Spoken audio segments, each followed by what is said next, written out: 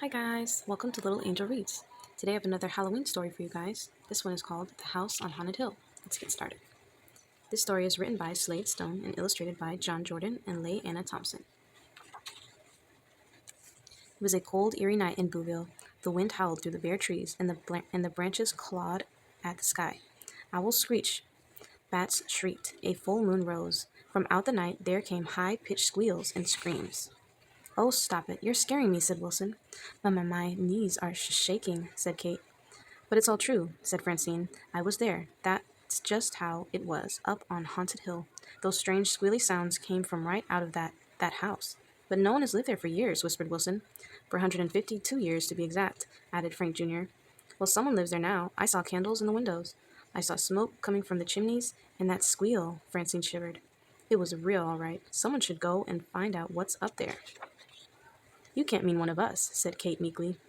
"Count me out," cried Denton, pulling his cape around himself. "No way," said Wilson, nervously fiddling with his wrappings. "This does not sound like a venture to which I could commit myself," said Frank Jr., who was turning green.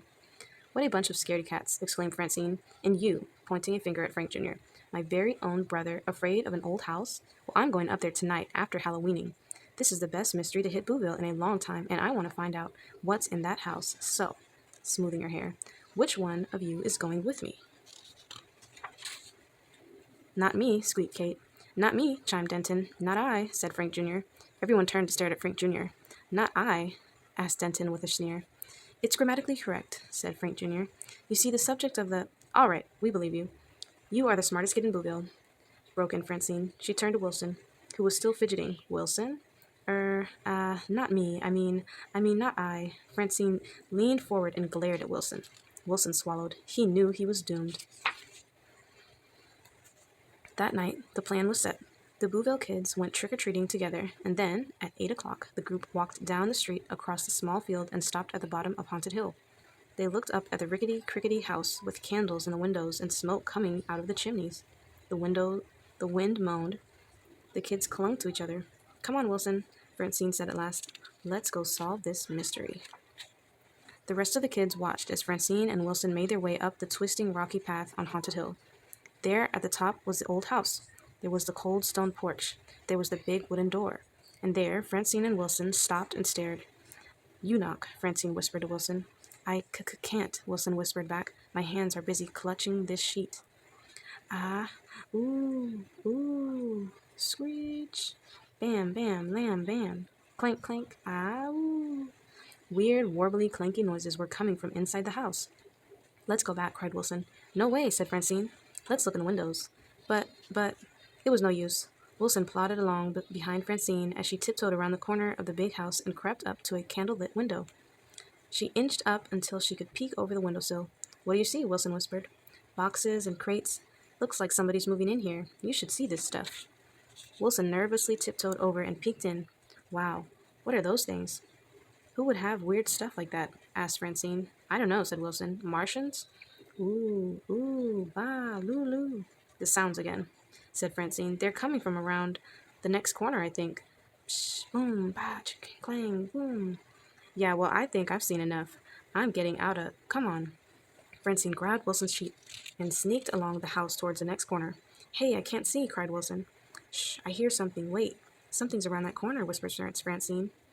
Oh, I want to go home," moaned Wilson. "Shh, let's just peek around. Slowly, slowly." "Ah!" screamed Wilson. "Ah!" screamed Francine. "Ah!" screamed Frank Jr., Denton, and Kate. "What are you doing here?" said Francine, picking herself off the ground. "We were worried about you," said Denton. "We heard those noises. So we came looking for you," added Kate. "I still can't see," cried Wilson. "Come on." "We gotta go look in the back window," Frankie said. "It's Frank Jr., if you please," mumbled her brother. The Bouville kids tiptoed quietly along the back of the house. Then 5 wide-eyed faces peered into the back window. "Cool, a drum set," said Denton. "Look at the keyboard," said Kate. "Very impressive sound amplification system," added Frank Jr. "Wow, an electric guitar," said Wilson. "Look at those horns," said Francine. "Actually, we call those trumpets and a tenor sax," said a strange voice. The 5 wide-eyed faces turned around and stared into the darkness behind them. Who's talking?" asked Denton. "Oh my gosh." "Oh, hey, sorry about that, cats. Here I am." The Booville kids watched as a white shape slowly appeared before them. It seemed to have a head with big glowing eyes and arms. The white shape moved forward and stared at Wilson. Wilson stared back. The shape stared harder. "You're no ghost," the shape said. "And you're not wearing a sheet," said Wilson. You must be a real ghost." "You betcha, the genuine article, the real deal. Just moved in. Name is Shade." The kids all stared at each other. Then they stared at the ghost boy. "What's making those weird noises?" gulped Kate. "Weird noises? Man, you cats need lessons in a hip haunting. We don't rattle chains anymore. We shake, rattle, and roll, baby. We do the boo wop wop. Come meet the folks and fam. We've got loads of candy. No one else came trick-or-treating tonight. Isn't that strange?" The Booville kids didn't think that was strange. They all followed Shade until he went right through the back door. They looked at each other until the door creaked open.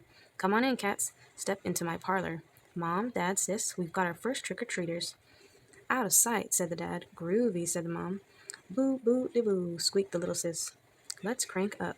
Do the boogeyman boogie," cried Shade. The Booville kids couldn't believe their eyes or ears as the whole ghost family began whirling through the air and jazzing up the room. "Let's dance," cried Francine, grabbing Wilson's hand. Everyone danced and sang and howled and screamed till midnight. It was a blast. Frank Jr. didn't even mind when Shade called him Daddy-O.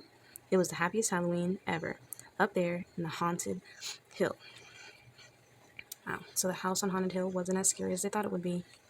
If you like this Halloween story, maybe you can go check out one of my other ones. Thanks so much, guys. Bye-bye.